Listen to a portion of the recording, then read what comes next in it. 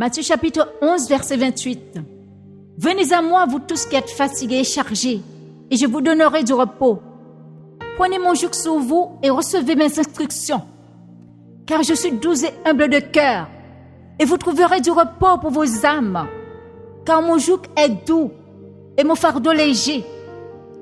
Le Seigneur l'Éternel m'a ouvert l'oreille, et je n'ai point résisté. Je ne me suis point retiré en arrière. Ésaïe chapitre 50, verset 6. J'ai livré mon dos à ceux qui me frappaient et mes joues à ceux qui m'arrachaient la barbe. Je n'ai point dérobé mon visage aux ignominies et aux crachats. Verset 7. Mais le Seigneur, l'Éternel, m'a secouru. C'est pourquoi je n'ai point été déshonoré. C'est pourquoi j'ai rendu mon visage semblable à un caillou, sachant que je ne serai point confondu. Verset 8. Celui qui me justifie est proche. Qui disputera contre moi? Comparaissons ensemble. Qui est mon adversaire? Qu'il s'avance vers moi. Verset 10. Quiconque marche dans l'obscurité et manque de lumière, qu'il se confie dans le nom de l'Éternel et qu'il s'appuie sur son Dieu. Luc chapitre 22, verset 44. Étant en agonie, il priait plus instamment et sa sueur devint comme des grumeaux de sang et tombait à terre. Le sang de Jésus a coulé par amour pour toi, pour moi. Il a été flagellé. Il a livré son dos à ceux qui le frappaient et ses joues à ceux qui arrachaient sa barbe.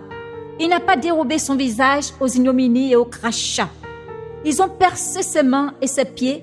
Ils l'ont cloué sous la croix. Une couronne d'épines a été enfoncée sur sa tête. Il a souffert terriblement. Il a fait tout cela pour nos péchés. 1 Pierre chapitre 2, verset 22. Lui qui n'a point commis de péché, et dans la bouche duquel il ne s'est point trouvé de fraude. Lui qui injuriait ne rendait point d'injure, maltraité ne faisait point de menace, mais s'en remettait à celui qui juge justement.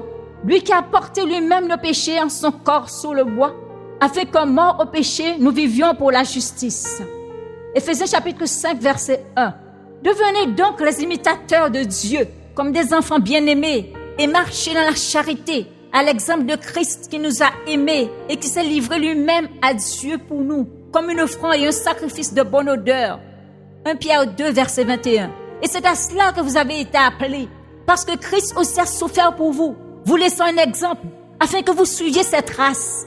1 Pierre 3, verset 9. Ne rendez point le mal pour le mal, ou injure pour injure.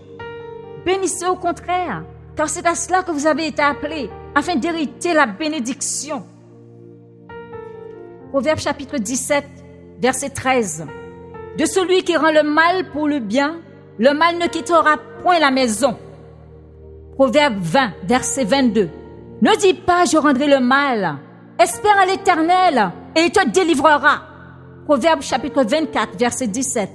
Ne te réjouis pas de la chute de ton ennemi et que ton cœur ne soit pas dans l'allégresse quand il chancelle. Verset 18. De peur que l'Éternel ne le voie, que cela ne lui déplaise et qu'il ne détourne de lui sa colère. Verset 19. Ne t'irrite pas à cause de ceux qui font le mal. Ne porte pas envie aux méchants, car il n'y a point d'avenir pour celui qui fait le mal. La lampe des méchants s'éteint. Luc chapitre 6, verset 27 à 29. Mais je dis à vous qui m'écoutez, aimez vos ennemis, faites du bien à ceux qui vous haïssent, bénissez ceux qui vous maudissent, priez pour ceux qui vous maltraitent, bénissez et ne maudissez pas, ne rendez à personne le mal pour le mal, recherchez ce qui est bien devant tous les hommes. S'il est possible, autant que cela dépend de vous, soyez en paix avec tous les hommes. Romains chapitre 12, verset 19. Ne vous vengez point vous-même, bien-aimés, mais laissez agir la colère, car il est écrit, à moi la vengeance, à moi la rétribution, dit le Seigneur. Verset 20. Mais si ton ennemi a faim, donne-lui à manger. S'il a soif, donne-lui à boire. Car en agissant ainsi, ce sont des charbons ardents que tu amasseras sur sa tête. Ne te laisse pas vaincre par le mal, mais surmonte le mal par le bien.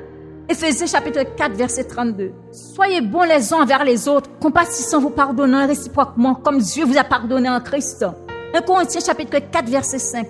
C'est pourquoi ne jugez de rien avant le temps, jusqu'à ce que vienne le Seigneur qui mettra en lumière ce qui est caché dans les ténèbres et qui manifestera les desseins des cœurs. Alors chacun recevra de Dieu la louange qui lui sera due. Hébreux chapitre 4, verset 13. Nulle créature n'est cachée devant lui, mais tout est à nu et à découvert. aux yeux de celui à qui nous devons rendre compte. Ésaïe chapitre 56, verset 1.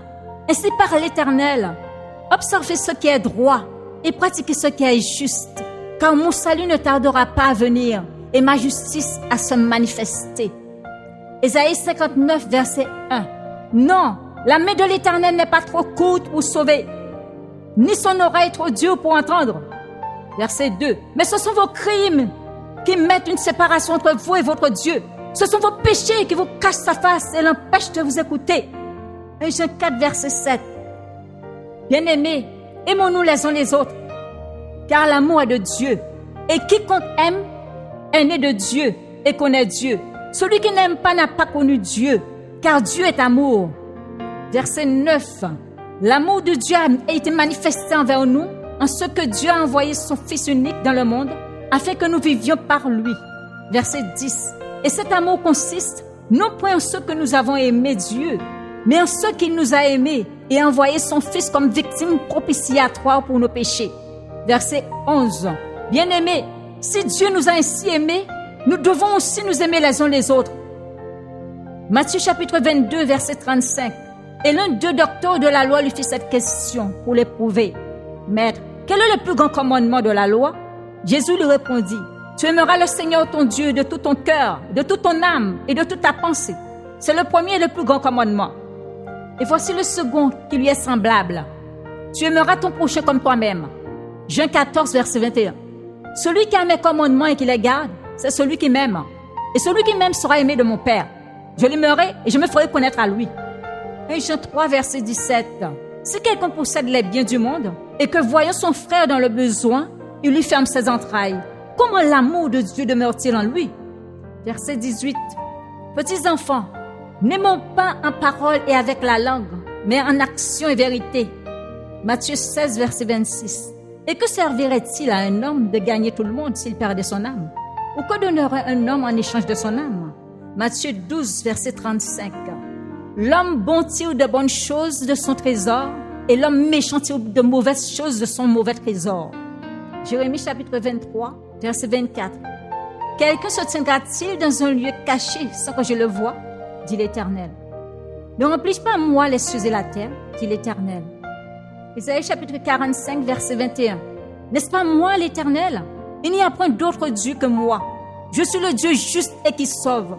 Tournez-vous vers moi et vous serez sauvés, vous tous qui êtes aux extrémités de la terre. Car je suis Dieu et il n'y en a point d'autre. Je le jure par moi-même. La vérité sort de ma bouche et ma parole ne sera point révoquée. Tout genou fléchira devant moi, car ainsi parle l'Éternel, le Créateur des cieux, le seul Dieu qui a formé la terre, qui l'a faite et qui l'a affermie, qui l'a créée pour qu'elle fût habitée. Je suis l'Éternel et il n'y en a point d'autre. Ésaïe chapitre 48, verset 13. Ma main a fondé la terre et ma droite a étendu les cieux. Je les appelle et aussitôt ils se présentent. Ésaïe chapitre 40, verset 21. Ne le savez-vous pas? Ne l'avez-vous pas appris? Ne vous l'a-t-on pas fait connaître?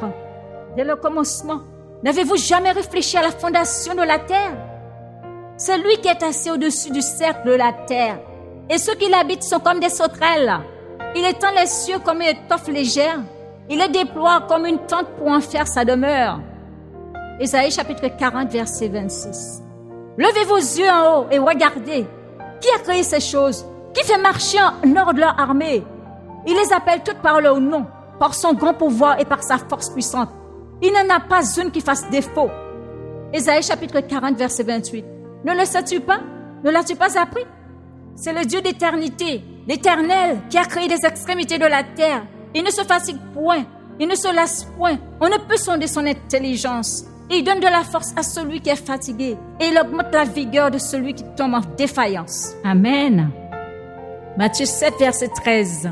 Entrez par la porte étroite, car large est la porte, spacieux est le chemin qui mène à la perdition, et il y en a beaucoup qui entrent par là. Verset 14. Mais étroite est la porte, resserré le chemin qui mène à la vie, et il y en a peu qui les trouvent. Mais bien-aimés, accrochons-nous à Jésus-Christ de Nazareth. Il est le seul qui puisse nous sauver de ce monde de ténèbres. C'est le grand et puissant rocher, le Seigneur des seigneurs, le roi des rois, l'alpha et l'oméga, le tout-puissant. Restons attachés à sa parole, la lire quotidiennement, la méditer avec l'aide du Saint-Esprit.